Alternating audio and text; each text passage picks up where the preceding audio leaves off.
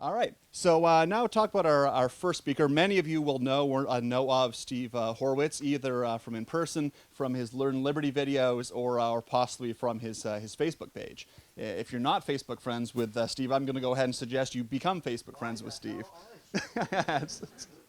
That's assuming you still have room. I don't think he hasn't quite maxed out yet. You're not really a libertarian until you might. Yeah. And act now, because in 6 months he may be full, and then there'll be a waiting list. Yeah. Steve does a whole bunch of stuff, posts all kinds of interesting thought. He blogs on Bleeding Heart Libertarians. He's been lecturing at IHS seminars for more years than I'll mention. And was actually one of the faculty at the first IHS seminar I went to, where a guy named Chris Martin said, "Hey, you're Canadian. You must know this guy Peter Jaworski, who has a seminar in his parents' backyard." And I didn't know Peter at that point. So the next year I came out and I was like, okay, it's a bit bigger than a backyard.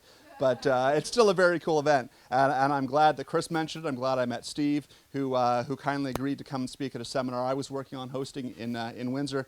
And now he's spoken for us multiple times. If you want a little bit more detailed information, the little program booklets will tell you all about him. But the important things are that Steve went to University of Michigan and lives in upstate New York, which means he's spent almost his entire life living within about 20 miles or so of the Canadian border, and so is an aficionado of all things Canadian, and in particular Rush.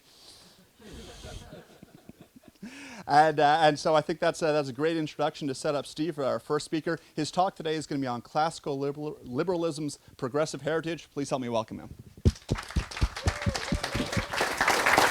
I got Well, thank you, Matt. Put this down. Got to hide all my stuff under here. Thank you, Matt, and thank you, Jaworski family. Thank you, everybody. Matt and Janet and Peter and I have tried to make this happen. I live like 3 hours away, so it's almost next door, and have tried to make this happen for a number of years. And finally, this year we got it worked in our schedules, and so I'm really happy to be here. As Matt said, I consider myself to be a Canadian citizen in all but the legal sense of the term. I know what Timbits are. Most Americans don't. So I'm really happy to be here. And what I want to do, I was going to say this morning, but about 30 seconds left in the morning. What I want to do today is, this talk is called, my preferred title for this talk, it's a little different than what's in the program, is called Classical Liberalism's Progressive Heritage. I just gave this talk about 10 days ago, I guess, at an IHS seminar. Actually, today's Saturday, about 9 days ago. And after doing that talk, I kind of tinkered with some things for the talk today because I want to emphasize a little bit different, the argument a little bit differently. I know a couple of you were, Brad and some others were at that seminar, so you don't get the exact talk you got there. It'll be a little bit different. But my title is meant to provoke. Someone was just saying to me earlier that they already knew they weren't going to like this talk because of the argument. But what I want to do, part of this is making a case for what has come to be called a bleeding heart libertarianism. But what I really want to argue in some sense is that libertarians, classical liberals, I'm going to use those two terms interchangeably, by the way. It's just we can talk about the differences if you want. But that we have a legitimate claim to the word progressive and a legitimate claim to being progressives. And that many of our ideas suggest that. And so it's not just a kind of a historical claim, but it's also about the content of our ideas. And to the extent it's true that my argument is correct, I also think it means we need to stop thinking of libertarianism as right-wing, as too many people, I think, do. Whether or not it's there by left-wing is a different question. For me, the key point is that we do have a progressive heritage, and we should lay claim to it proudly.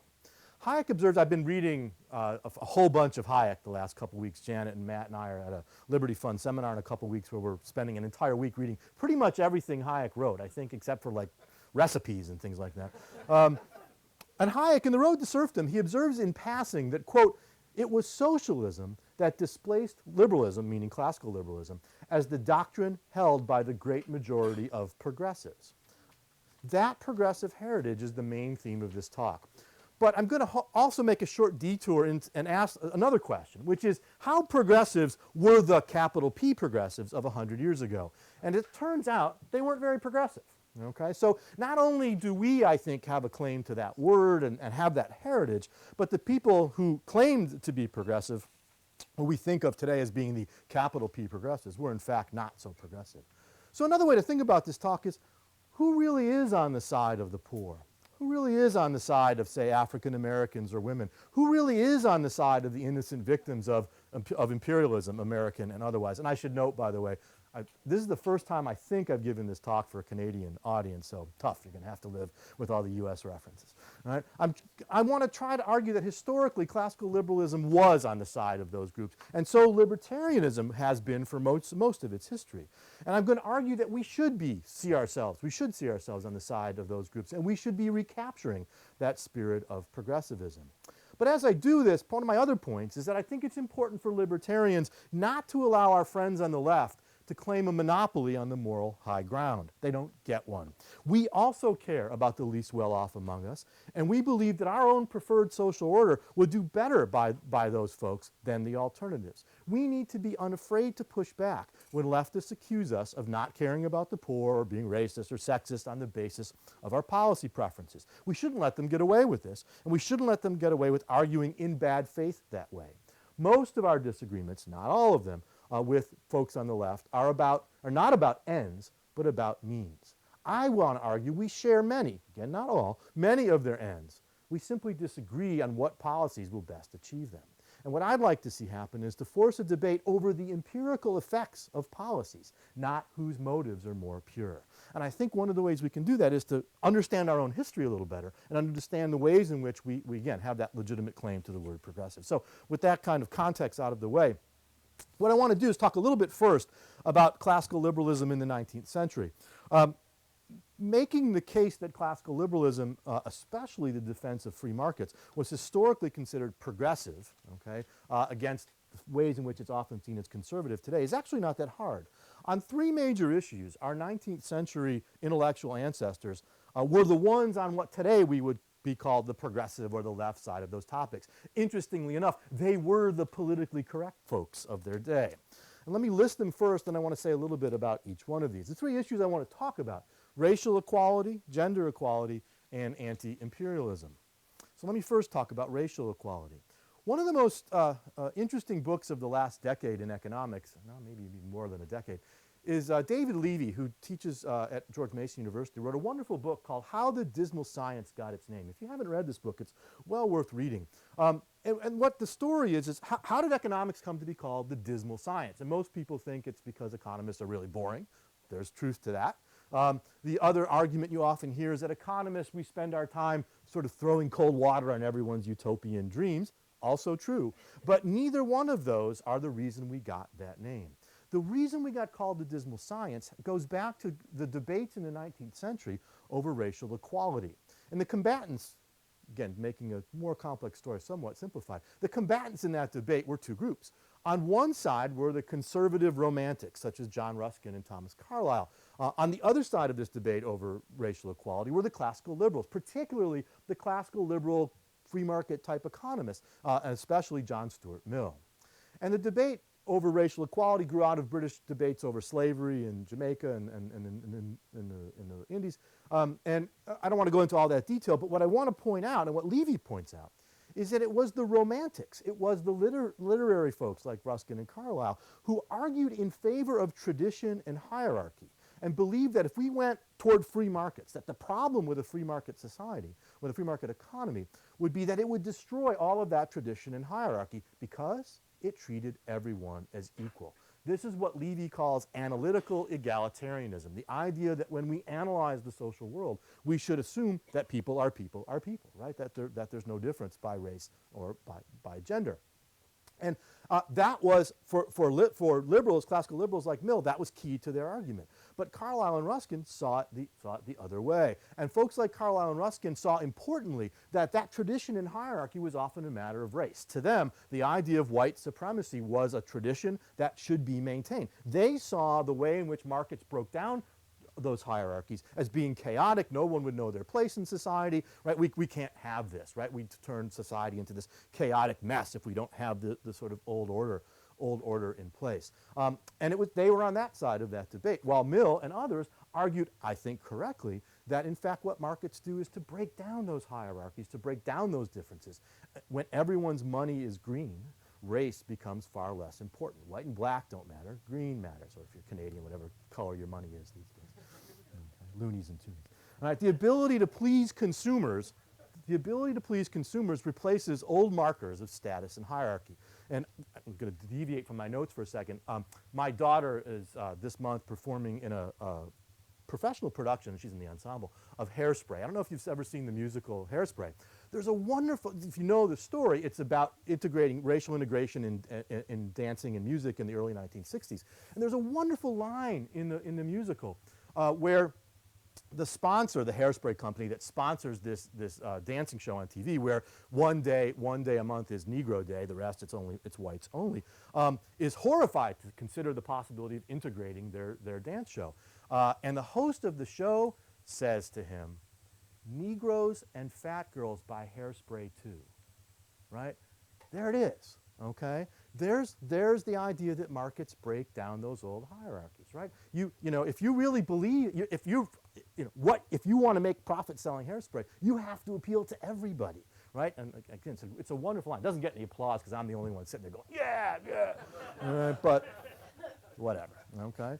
But again, this is what Mill and the others argued. I also want to point out that the 19th century classical liberals understood correctly, as too many libertarians today don't, that equality was central to their worldview. I think this point has been lost and is easily denigrated by too many modern libertarians who dismiss any talk of equality as somehow being unlibertarian and left and so on. Even if you're an anarchist, okay, equality before the law is a crucial libertarian, classical liberal principle. As long as there's a state, it has to treat its citizens equally, all right? We can debate the anarchist question all we want, and it's fascinating, and I love it, and I'm sympathetic, okay? But as long as there's a state, it's got to do those things. And that's an important point that I think we frequently lose today. In any case, Mill and the others argued that this was what markets did, and this is why capitalism was good. It broke down those old hierarchies, especially in this context, racial hierarchies. While the Romantics thought this would lead to a chaotic society in which no one knew their place, this is why they called economics the dismal science. It was dismal because it was turning social order into social chaos. All right? It promised a world of equality before the law in which race and other hierarchies didn't matter, and to the Romantics, that was a bad thing. Okay? So our intellectual ancestors were on the good side of this. And what that means, by the way, next time someone, if you're a budding economist or you're in a debate and someone refers to economics as a dismal science, the proper response is, "Thank you very much," okay? And then you can proceed to tell them the story, right, or point them to David Levy's book. So let me also say some things about gender equality. It's my Marco Rubio moment there. Follow American, see, well, people who follow American politics just gave themselves away. Right. I'm going to do it again later. So 2 points I want to make about gender equality. First, throughout the 19th century, there were a number of writers, both male and female, who made strong arguments that today we would think of as being feminist arguments.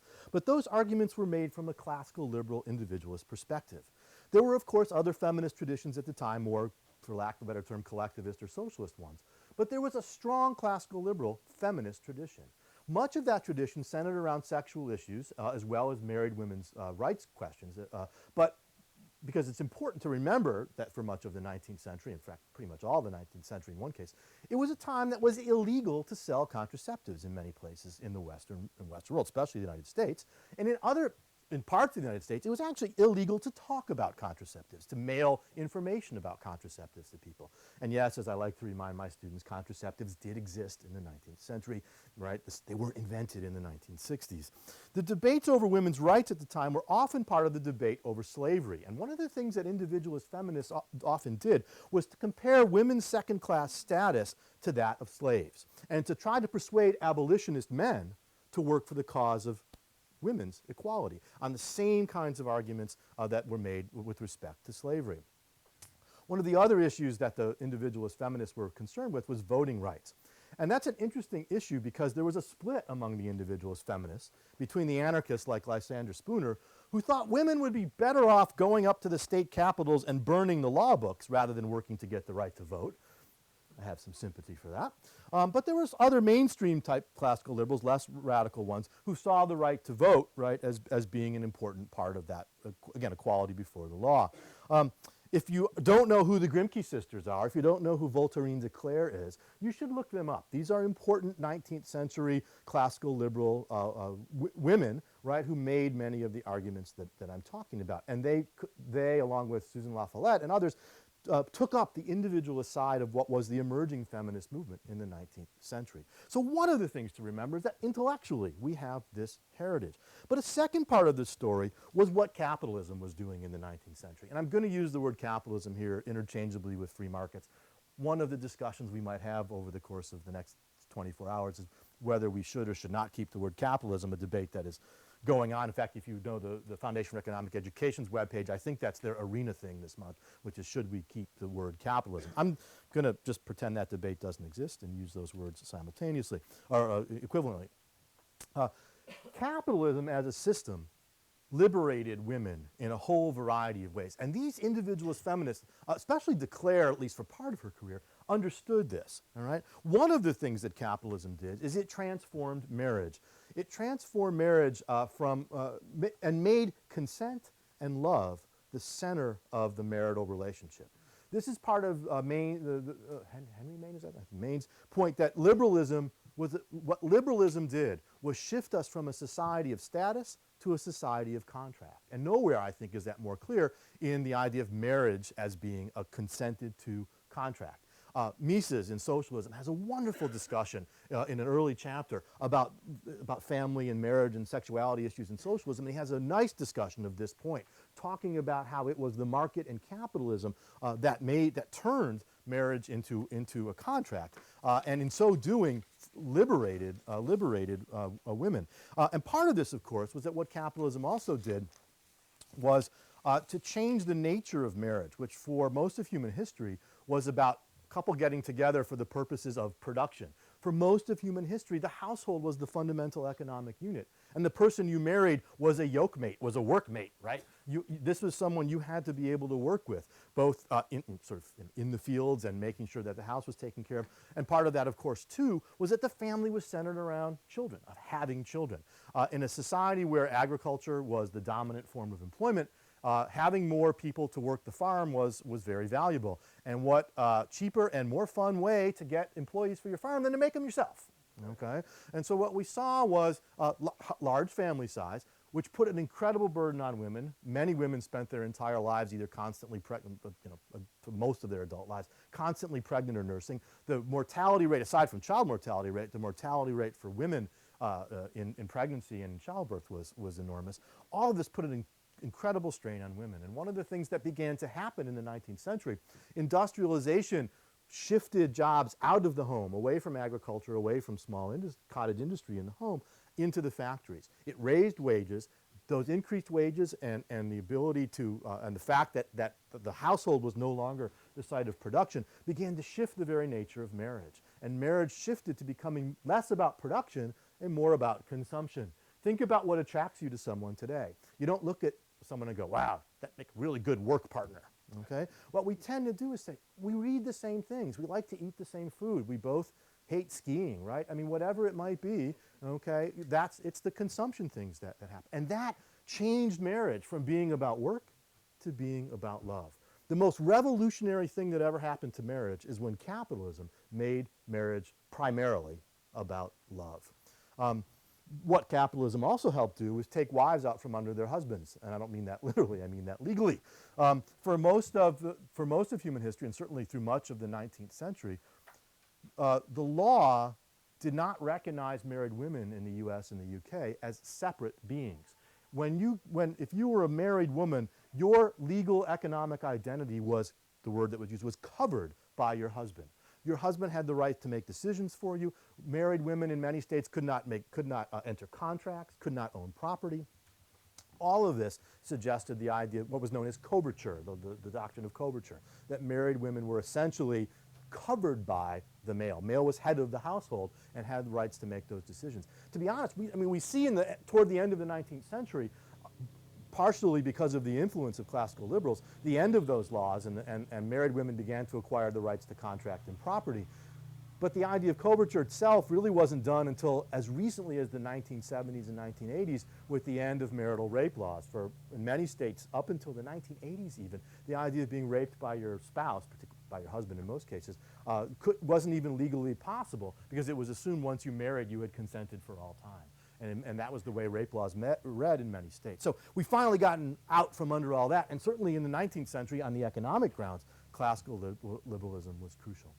Capitalism did a couple other things too. It also created the wealth that made possible the technological and market substitutes for household labor, enabling women to enter the workplace more easily. That changed the nature of sort of women's role in society. And again, classical liberals argued at the time that this is what markets would do. Markets also created the wealth that created the demand for labor that made women more valuable as employees and increased their financial independence, their ability to live independent, free lives. And as I noted before, capitalism reduced family size. The wealth it created reduced family size. That enabled parents to invest more in their children and educate them more, especially young girls. And finally, and this one's maybe more controversial, part of that change in wealth and change in ideology and more independence of women made it possible for women to leave marriages, particularly abusive marriages, more easily. And I think, to me, that's a positive. There's no question there's negatives about the increase in divorce rate over the 20th century, but that's a huge positive. Did 19th century classical liberals foresee all of this? No, but they did glimpse it, right? And if you read John Stuart Mill and Harriet Taylor, for example, you see a lot of this in their writing. As in the race debate, they understood the way in which a vibrant market economy would end these old hierarchies, and they glimpsed how it would change women's roles and their relationships with men. I also want to add a quick note here about classical liberalism's relationship with the institution of the family, because it's an interesting one. Because some of the individualist feminists I mentioned, like de Cleyre, for example, were very skeptical of marriage.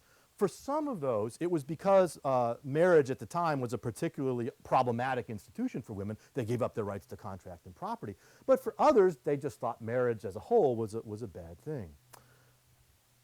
But almost every classical liberal, both then and now, has recognized the absolute importance of the family as a social institution. I think too often we get stuck talking about markets and states, and we forget about these institutions of civil society, one of which, and perhaps the most important of which, is the family. Families are important both for socializing children in general. We don't want to, raising our children like a pack of wolves, all right? But I think it's also particularly important for socializing children into the rules and norms of a liberal society. Thinkers all across the board, Hayek says some things about this, others too, have argued the importance of the family in these ways. And there have, of course, been a few libertarians, Ayn Rand to some degree and maybe some others today, who've tried to argue that the family and family relationships are no more important or no more special than any other human relationship, and in some cases arguing that families are a kind of particularly noxious form of oppression. Rothbard argued that children are effectively their parents' property, and I actually think there's a grain of truth to that, though not in the way that he particularly developed it. But those are not the only ways that libertarians and classical liberals have viewed the family. They're not even the most common. Again, the majority of classical liberal thinkers, like Mises and Hayek in particular, viewed the family and the connections that it creates as extremely important and powerful in a positive sense. Recognizing that we have obligations and duties to other family members is not anti-libertarian in the least. The family and those relationships, I think, are central to a successful liberal order. That said, I think we need to recognize, and I think that's an important argument that libertarians, by the way, should be making against some leftist critics who argue that the family is all these terrible things. But I think we also have to make that argument with an eye toward the fact that we can't sort of reify and sort of freeze into place one particular notion of family. Family, like other social institutions, has evolved and changed in a whole bunch of ways. Well, let me talk about my third 19th century thing here, and that's anti-imperialism. This will be pretty brief, but often lost, though recovered thanks to Bush and Obama in the last 10 years, often lost is the long classical liberal tradition of anti-imperialism, much of which had its roots, again, in the late 19th century. Saw something of a revival in the old right in the United States in the 1930s and 40s. Herbert Spencer, the most misunderstood great libertarian of the 19th century, was one of the best classical liberal thinkers on these questions, arguing for the fundamental equality of all citizens of the world and the immorality of our attempts to impose by force our, quote, way of life upon others across the globe. If analytical egalitarianism was good enough for human beings within the border of the UK or the US or Canada, it was good enough for human beings elsewhere. Again, here's classical liberalism being cosmopolitan and progressive. And you can't talk about peace and imperialism without talking about free trade, because those classical liberals didn't just argue that imperialist conquering was wrong, they had an alternative. They were not isolationists, they were, for lack of a better term, cosmopolitans. The key was not at the point of a gun, but rather through the free movement of goods, services, ideas, and people. In an aphorism often credited to Bastiat, though I don't think it's actually his, where goods cannot cross borders, armies will. And I think the reverse is true. Where goods can cross borders, armies won't. Trade and markets are the means towards progressive ends. When we trade with people, we become interdependent with them. Hayek notes that the Greek root for their word for exchange also meant to admit into the community and to change from an enemy to a friend. And I think when we start to think about trade and exchange in that way, we begin to see that connection between trade and exchange and peace. So on those three issues, I think the 19th century classical liberals were progressive in important kinds of ways. And as I suggested, well, the progressives, turns out, weren't very progressive at all.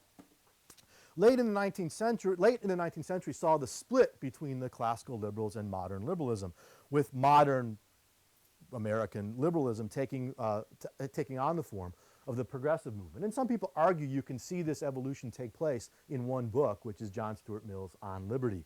If you've never read On Liberty, why haven't you? You should. It is one of the great classical liberal books. But you can see over the course of the book that Mill is kind of slipping a little away from classical liberalism. The first few chapters are just awesome. I think it's a little sketchy by the end. Okay? But it's a very, very good and important book. Those progressives, however, the capital P progressives of the late 19th, early 20th century, are the progenitors of modern liberalism, as they combine the classical liberal commitment to progress and stated concern for the poor and the least well-off, with the view that these goals could best be accomplished through activist government that could scientifically manage society in ways that would achieve those goals. Much of the regulatory legislation of the late 19th and early 20th century came out of those beliefs. That's what we call the progressive era. Everything from antitrust to the Food and Drug Administration in the United States to the Federal Reserve System in the United States were products of progressivism. Note for my Canadian audience, it's interesting to note that Canada didn't have a central bank till 1934. It's an under-researched question why Canada escaped that horror for as long as it did.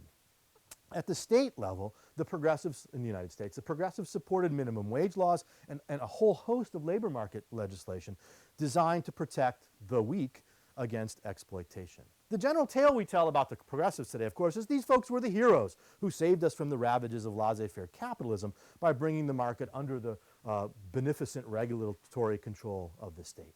Well, guess what? The truth's a little bit different. Many, though not all, of those progressives were actually driven by another issue. Many of them were fascinated with eugenics and saw the use of government, especially in labor markets, as a way to eliminate workers from the labor market who were not as smart or as skilled enough to survive. And in often cases in the U.S. context, this was about African Americans post-slavery, and to a lesser extent immigrants and also women, as well as what they called the mentally defective and so forth. The argument was that those you could use labor market interventions to make sure only the productive would do well and that the unproductive would be sort of shunted off and eliminated. This, again, consistent with kind of eugenic perspective on race. Economists have long argued that minimum wage laws, for example, will harm lower skilled workers by pricing them out of the market. A minimum wage law is a minimum productivity law. If you can't produce $7 an hour, you're not going to get paid $7 an hour. You're not going to have a job $7 an hour. We've also pointed out that if some groups, particularly non-white groups, have fewer skills due to, say, historical discrimination, minimum wage laws will harm them most of all. This, by the way, is why the white South Africans at the founding of apartheid argued for what was there called rate for the work, which is a minimum wage law, while native blacks opposed it. They understood that those laws would price them, the native blacks, out of the market. So today, classical liberals like myself argue against minimum wage laws on progressive grounds. We're mystified, in fact, why modern progressives continue to support them. And we are baffled when we are the ones called racist for wanting to get rid of minimum wage laws, right? What we tend to assume about modern liberals, modern progressives, is they just don't understand the economics. But notice the historical irony. Their own intellectual ancestors, the original capital P progressives of the early 20th century, correctly understood the economics, but liked the consequences that we think today are horrifying, right? Today we say, minimum wage laws shut blacks out of the labor market. That's terrible. Early progressives said, that's good, right? That's the problem. Modern progressives are taking the same position as their eugenic, racist, intellectual ancestors, and the policies they're supporting are having the same effects even if they don't intend them. And I think we need to talk about this, and we need to lay claim to being actually the real progressives here. You can look at all kinds of quotes from people at the time and see this. Sidney and Beatrice Webb were a famous pair of early 20th century socialists. They argued that the unemployment created by labor market interventions, minimum wage, is, quote, not a mark of social disease, but actually of social health. Henry Rogers Seeger, who was an economist at Columbus University, suggests that minimum wages were necessary to protect workers from, quote, the wearing competition of the casual worker and drifter. And it's very clear, if you read what he's saying, who he meant by that, which is particularly blacks coming north looking for employment. A.B. Wolf, who one day would be president of the American Economic Association. By the way, the history of the founding of the American Economic Association ought to be a huge embarrassment to economists. It was these guys, it was these progressive folks, and particularly many of the eugenicist types who were early members of the founders of the American Economic Association. But anyway, Wolf wrote, quote, this, by the way, was in the American Economic Review, the top journal in the discipline. If the inefficient entrepreneurs would be eliminated by minimum wages, so would the ineffective workers. I'm not disposed to waste much sympathy on either class. The elimination of the inefficient is in line with our traditional emphasis on free competition and also with the spirit and trend of modern social economics. Note, by the way, he loves free competition, but he's arguing for a minimum wage law. Okay? There's no panacea that can save the incompetents except at the expense of the normal people.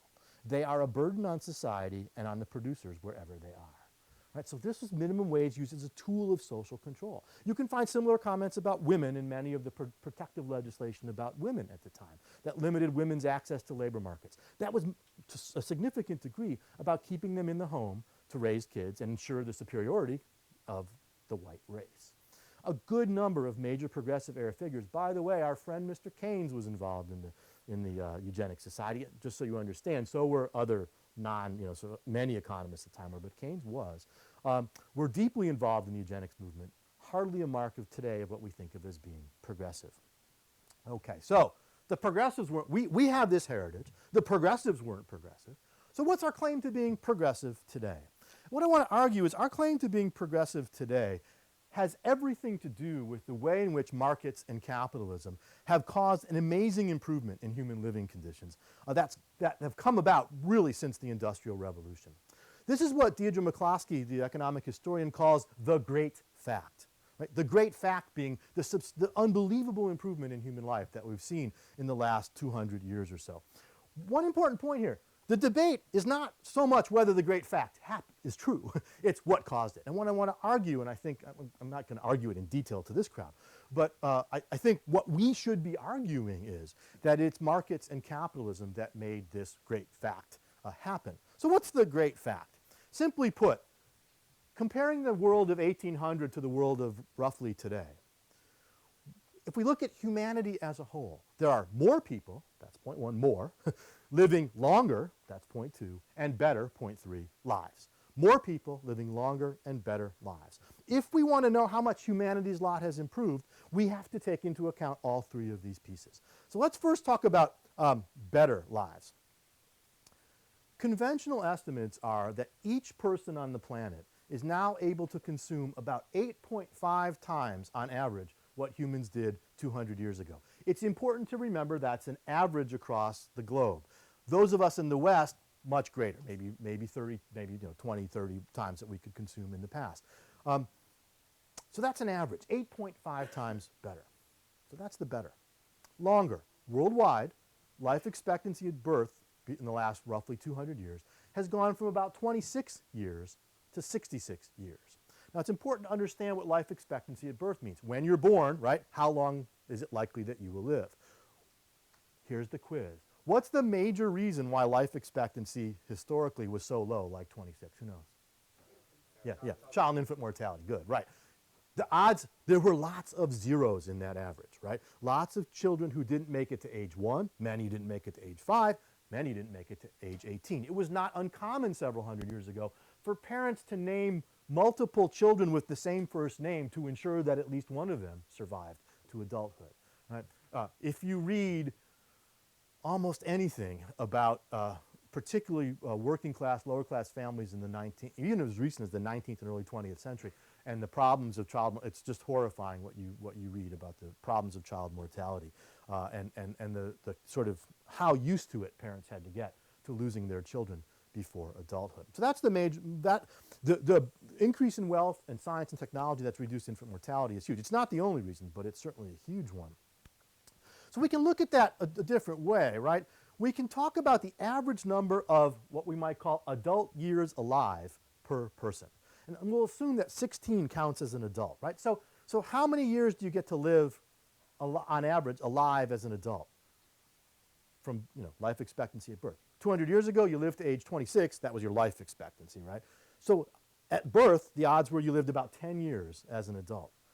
Today, you make it to 66, you live about 50 years as an adult. That's a factor of 5 if we think about life expectancy from birth. That's a high-end estimate because we might want to say, okay, let's suppose you actually make it to 16. Given that you made it to 16, how long are you likely to live? If we look at those numbers, the change is from about 40 to about 70. So life expectancy 200 years ago, if you made it to 16, on average was 40. By the way, anyone know what retirement age was in the late 19th century? You're laughing. What's the answer? Not death, right? Death. Okay, so there's no retirement here. Okay, there's no going to Florida. So life expectancy goes from again, if you made it to 16, from about 40 to 70. So from about 24 adult years, right, from 16 to 40, to about 54 adult years from 16 to 70. So basically about a factor of 2. So let's go with the low end estimate. Let's take the 2 here, okay? So if we just look at better and longer, better, 8.5 times more stuff, we live twice as many adult years, we're better by a factor of 17, right? 2 times 8.5. But there's more of us. World population has increased from 1 billion to 7 billion, or by 7 times. Think about it this way. All that stuff, expanded life expectancy and more consumption, we've done that, and critics would say, despite our expanding to 7 billion. I would say mostly because we expanded to 7 billion. More people, we tend to think of increased population, I like to put like little Pac-Men, go chewing and eating and consuming. People are producers, right? More people means more hands, more brains to come up with more ways to use stuff better, more efficiently, and expand the number of resources we have available, right? Growing population is not necessarily a bad thing.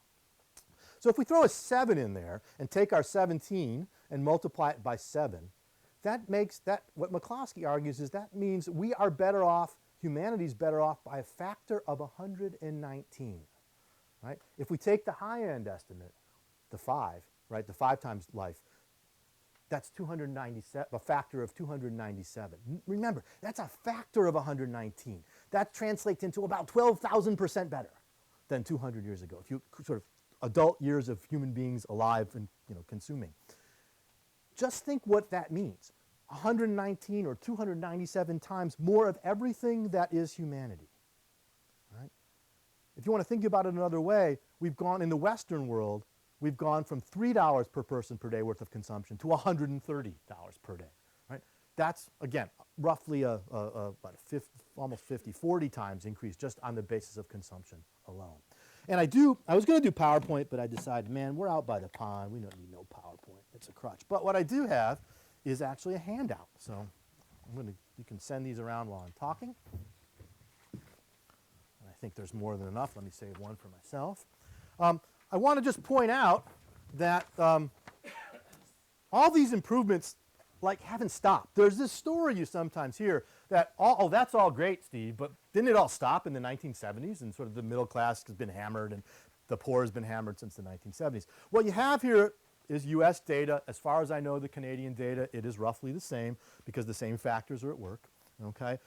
And this is from the U.S. Census Bureau that surveys poor households every so often and asks them, what do you have in your house, right, basically? What are you able to consume? And so if you pay attention, just ignore the last two columns for a minute. Just look at the first four columns. That's the change in household consumption. And these are families, by the way, below the poverty line. This isn't even the lowest 20%. This is within that, the ones below the poverty line. This is what percent of those households have these things. Washing machine, right, clothes dryer, refrigerator, personal computer, telephone, cars, right? And you can see, looking at those four columns, how much the poor households have continued to improve over time here. If you compare 1984 and 2005, almost every one of those goods has increased. The few that haven't, one reason that they have, that phones, of course, have leveled off and in fact declined is that they have cell phones, right? Many houses don't have a landline. Refrigerators and freezers tend to come together now, so some things like that.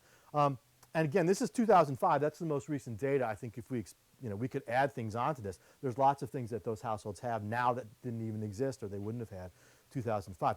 One thing about the car data, that's from 2001. 73% of American households below the poverty line had a car. There's this great story I want to tell. In the 1940s, I guess, 50s, the Soviet Union, how many have read Grapes of Wrath? You know the book Grapes of Wrath? That story, Steinbeck's story of the Depression in the United States. It's a really, usually, I think, rightly viewed as a kind of profoundly anti-capitalist story where people are so poor and so desperate and they get in their car and they drive west through the Okies go west after the Dust Bowl and all this. The Soviets showed the film of the Grapes of Wrath in Moscow as a propaganda film. They started showing it as a way to show Russians how awful the United States was. They had to stop after about a week because what kept happening is the audience would watch it and people would walk out saying, wait, the poor Americans have a car?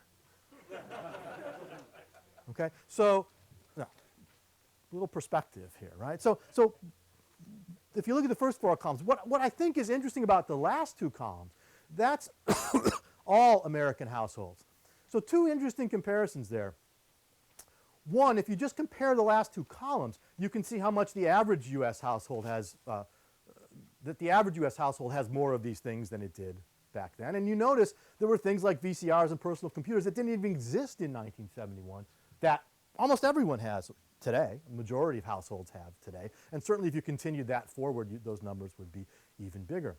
But what I find interesting is to compare the all 1971 column and the poor 2005 column. What do poor American households in 2005 look like compared to the average American household in 1971? And most of those things, poor households today are better off than the middle class household was in the U.S. in 1971. Poor households today have microwaves, right?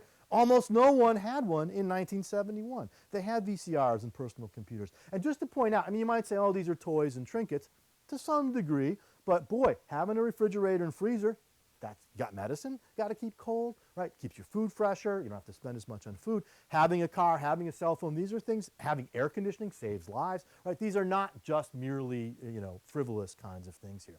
So again, that's a kind of picture of where things are.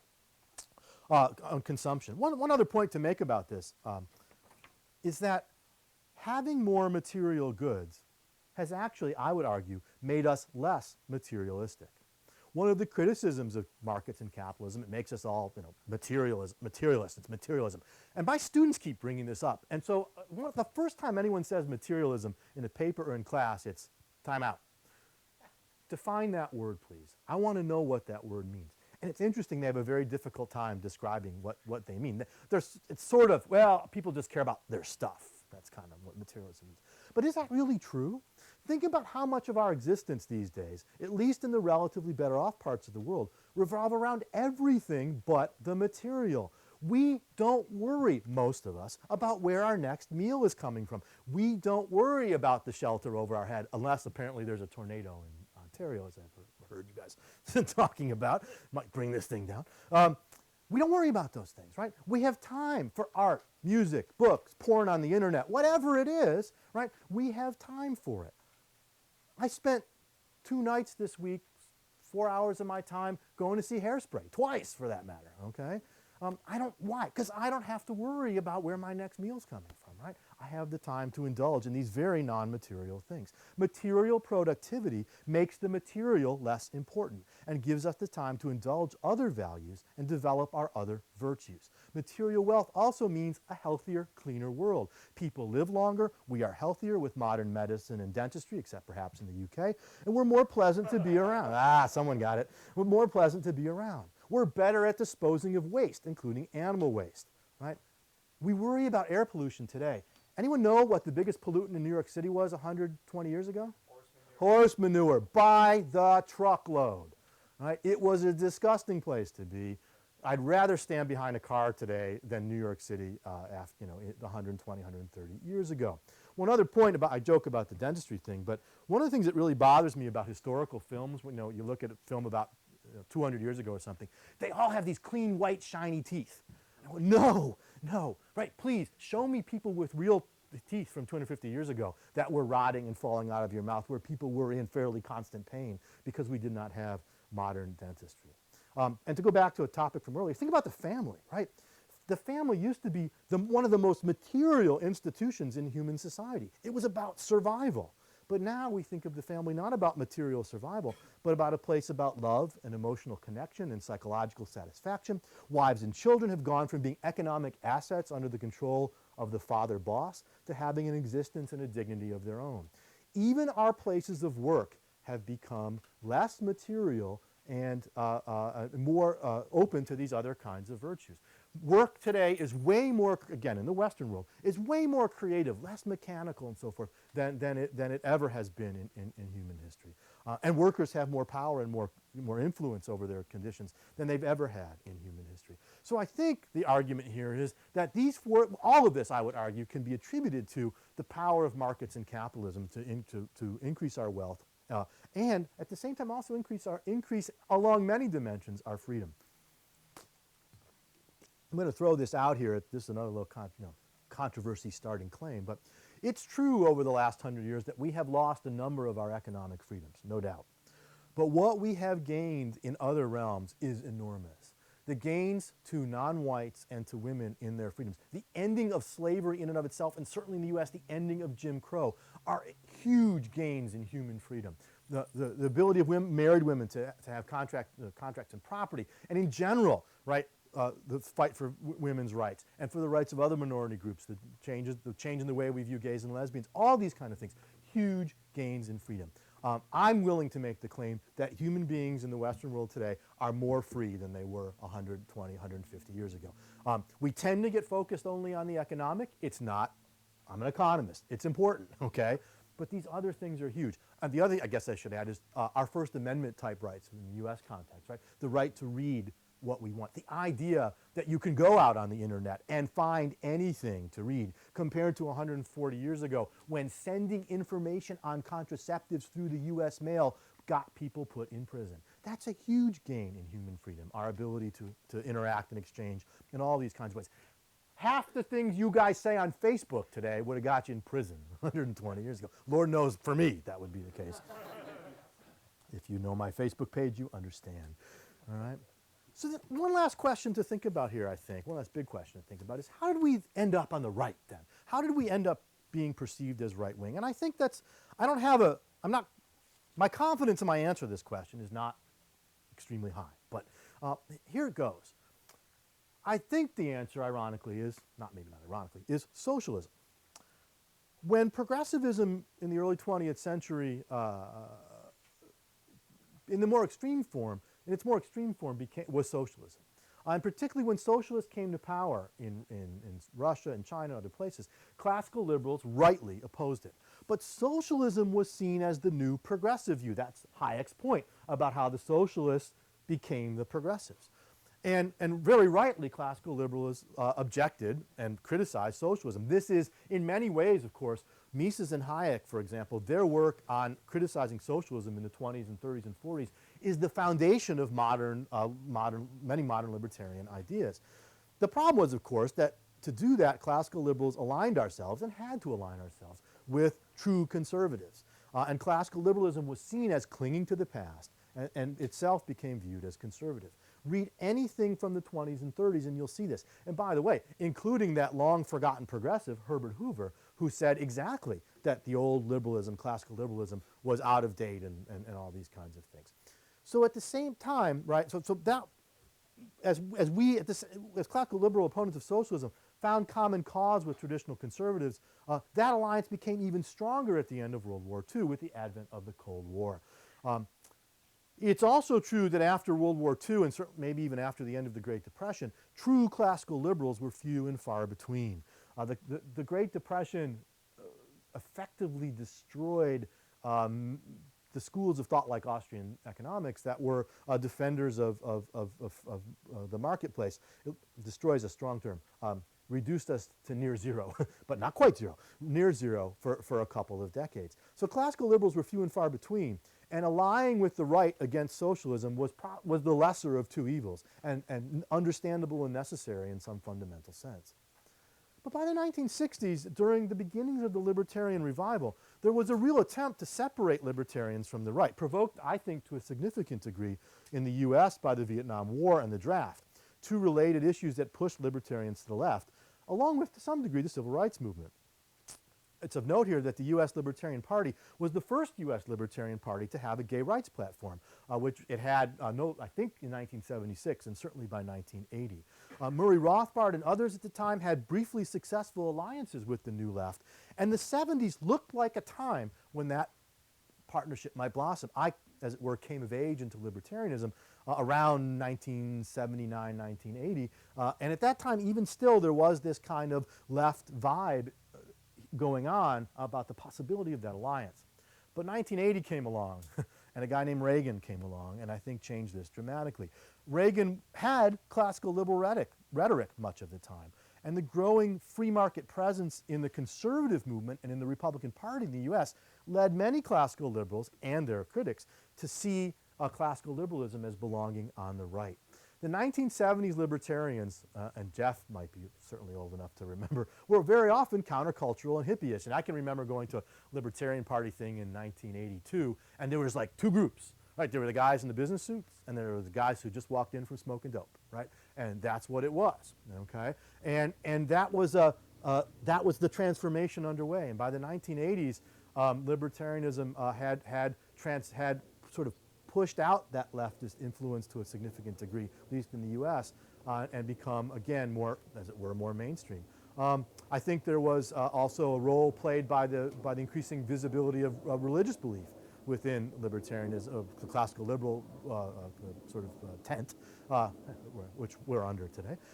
And that was probably, on balance, might have been a good thing, but it certainly, again, pushed, I think, things to the right, particularly as the Reagan years also saw exacerbated tensions with the Soviet Union. But you know what? That world's gone. It's 2013, okay? And the world we inhabit today looks a lot different. In many ways, I want to argue, more like that world of the 1960s, where war and privacy issues are huge. As we've seen in the last couple of months with the affaire de Snowden, issues of privacy and in the U.S., the Fourth Amendment, have come to the forefront. And the role that big government is playing, sticking its fingers into all kinds of different places in our lives, and on issues that aren't necessarily narrowly economic, has become a huge one, and one, I think, of interest to my students and to 20-somethings and 30-somethings. There is a younger generation of libertarians for whom these non-economic issues are huge. The other one, of course, is same-sex marriage, right? This is a huge issue for many young libertarians, as well as, again, what I call the techno-freedom issues. And many of those young libertarians, and my friends from Students for Liberty are here, who are my very favorite people in the entire world. Let me just make a little note. The most amazing and positive thing that's happened to the libertarian movement in the last 5 years is Students for Liberty. This thing has gone from 0 to 60, from 0 to huge in, 5 or 6 years. And I was at the International Students for Liberty Conference. You were there too, Jeff, right? I don't know if anyone else was there in February. And this was the most energetic, inspiring, amazing time that I've had in a long time. And these kids, that's making me feel old, but these kids are so smart and so are well-read and so wise about how to present libertarian ideas, and to whom I think it's amazing. But in any case, I think where we are today is at a time when libertarians are making common cause with issues that resonate more on the left. We're getting back to our progressive heritage. We can see this in events in the U.S. within the last week, where Justin Amish from Michigan proposed this amendment to essentially defund the NSA. Didn't pass. It was close. It didn't pass. But who voted for it? The libertarian-leaning Republicans and some of the more radical lefty Democrats. Okay, right? There you go, all right? Antiwar.com, which not always my favorite place, but is a really good site where libertarians and the left have made common cause on war issues. Beyond that, I think there's been a shift at the intellectual level in the way we argue for libertarianism, with more and more people making the case that a classical liberal world better satisfies the demand for, quote, social justice that's normally associated with the left. Now, Hayek, of course, and other libertarians have long criticized the idea of social justice. But if you read the folks who are known as the bleeding heart libertarians, particularly my philosopher colleagues there, what they're arguing is that there's a way to bring, for lack of a better term, Hayek and Rawls together, and to talk about, and in fact for them to morally justify libertarian ideas because of the way a libertarian world would serve the interests of the least well-off among us. Whether you think that's right or not, that's not the debate I necessarily want to have, though I'm happy to talk about it, while I'm here today and tonight. Whether you think of it as a kind of moral justification, whether you call it bleeding heart libertarianism, whether you just call it smarter, more socially concerned libertarianism, whatever you call it, this is here, and it's real, and it's allowing two things to happen. It's allowing libertarian ideas into conversations we haven't been in before, and allowing more libertarians to see ourselves in the light of this progressive heritage than ever before. And I think that this change is true to our longer history. It might well be that the 20th century gets seen as an aberration, at least the sort of middle of the 20th century, seen as an aberration brought on by the anti-socialist alliance with the right, and I think, interestingly and unfortunately, brought on by a kind of hyper-individualism that has been part of our movement that emerged to some degree out of Rand and to a lesser degree out of Rothbard. Too often over the last few decades, libertarianism has been sold as leave me alone so I can get mine and you worry about yours. That's perhaps historically understandable, but it's not true to the history. It's not good strategically. Better to say, leave us alone so that we can find ways to work together, whether it's through the market or through civil society, to take care of each other. That's what libertarianism is all about. And classical liberalism began as a progressive movement. It has a progressive heritage, and I think it should be one again. And I hope that the last 55 minutes have given you some things to think about to see why someone like me would want to make that argument. So thank you all very much.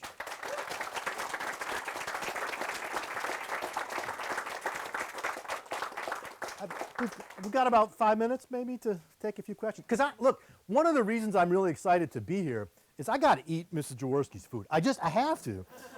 So I'm really anxious for lunch, but I will take a couple questions.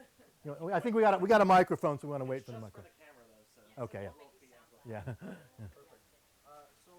How would you respond to the proposition that the central dichotomy between, call it classical liberalisms and the traditionalists is really about the point in society where anarchy resides, meaning control? Should it reside with people being able to make their own choices based on the environment they live in and choosing their own self-interest? Or should there be a bunch of forcefully structured hierarchy with people at the top who are essentially anarchists anyway? They're not controlled by the rule of law. So in the bad sense of the word, the central thesis that I'm proposing is it's about who controls anarchy, who is an anarchist and allowed to be. Yeah, I wouldn't frame it that way because I think your second notion of anarchy is giving away the game. That's lawlessness, right? Or being a... Yeah, right. That's another way to, if you want to put the adjective in there. I think what's true in that argument is that it's, and here's where it's the question of whether or not we can, whether order comes from the top down or the bottom up. That's the right question, okay? And I think that this is a case that we have to continue to make to our friends on the left in particular, but also to the right, just on different issues, right? That decentralization of decision-making authority under the right sets of rules will lead to orderly outcomes. And that in fact, what I like about the way you framed it is that top-down doesn't just not work, it actually produces disorder, right? It disrupts order in a really destructive kind of way. So do we let people make their own decisions based on their own specialized knowledge and so on? I think that's exactly it. I think the problem often on the left, and interestingly on the left, they can see this argument when it comes, they all love Darwinian evolution. They all get spontaneous order when we're talking about the biological world, right? And I find it interesting, or an interesting challenge to try to persuade them, well, if you believe that, right, why isn't it true here too? Especially when, by the way, Darwin got the idea from Adam Smith and the Scottish Enlightenment. So, you know, we have an earlier claim to this whole thing. I have a little piece on this I wrote many years ago, one of my favorite things I wrote. If you Google the phrase on social snowflakes, I think it's the only result you'll get for it. Is an old blog post of mine. Having a unique Google hit, by the way, is really cool. But that's I sort of make that argument there. But I think you're right. It's about top down versus bottom up. I wouldn't frame it in terms of anarchy that way, but I wouldn't frame it in terms of, do we get order when we allow decentralized decision making under the right kinds of rules and institutions versus giving great discretion in the hands of a monopolized political class, right? I mean, that may be a way to think about it. Yes, hang on, wait for the mic. Go ahead. So I love this table, but I was just wondering how much of this could be attributed to redistribution, particularly in the later. In other words, is some of that because the poor families are on, have welfare benefits or whatever the case may be? Wait, hang on, it's the NSA because I think certainly some of it is a result of that. Okay, that some of it is coming from some of that redistribution, but the trend that you see there is, I mean, I only have the data from '84. If you look at the long-term trend, it's just part of that long-term trend. Just one other number to think about. Early in the 20th century, the percentage of the average family's income that was spent on food, shelter, and clothing was about 75% of their income. Today, it's about half that, okay, for the average North American family. So that's evidence that this is part of a longer-term trend. By the way, the other question I'll head off about that chart is there's no reason to believe that's a result of households doing it through credit card debt and things like that. Again, it's a long conversation to get into, but there's a story that, all these families are buried in credit card debt and so on. There's a few, but not most of them. I got time for one more in back there, and then I'm happy to answer questions while we eat, or I'll be here at least through tomorrow morning. All right. Well, I'm glad you talked about techno freedoms, and I wanted to ask you a question. I know I'm recently involved in the open source movement, free software, and techno freedoms movement, and I realized that my friends in the techno freedom movement are a lot on the socialist side. So I was wondering how, as a libertarian, I can bring light to them and enlighten them to the libertarian values of techno freedoms. I saw Jeff's title for tonight, and I have a suspicion he might talk about some of this tonight. So I'm not going to try to, I know what he might say too, but I'm not going to try to steal it. What I would say, one of the ways I would answer that is to say to them, they're living in the libertarian world when they're living online, right? I mean, the online world, to a large degree, is this enormous, wonderful, crazy, chaotic, orderly, spontaneous order, right? And so all the things I would like to think that someone who really understands technology and gets the net and open source software and all that, one thing you can say to them is Jimmy Wales, right? Wikipedia, you know the story of Wikipedia? Jeff may know this better than I do, right? But Jimmy Wales was inspired by reading Hayek's Use of Knowledge Society in a course he took, a finance course at Auburn. That's the story I've heard anyway, right? And so Wikipedia is libertarian. I mean, Wikipedia has its flaws, but it's awesome, okay? One click, you get answers, mostly right. By the way, evidence shows it's essentially just as right as Encyclopedia Britannica, okay? So that's a great idea. That's a model of how we talk about what markets do, inspired to Jimmy Wales by understanding Hayek talking about how markets make use of decentralized knowledge. So there it is. So it is lunchtime. So thank you all very much.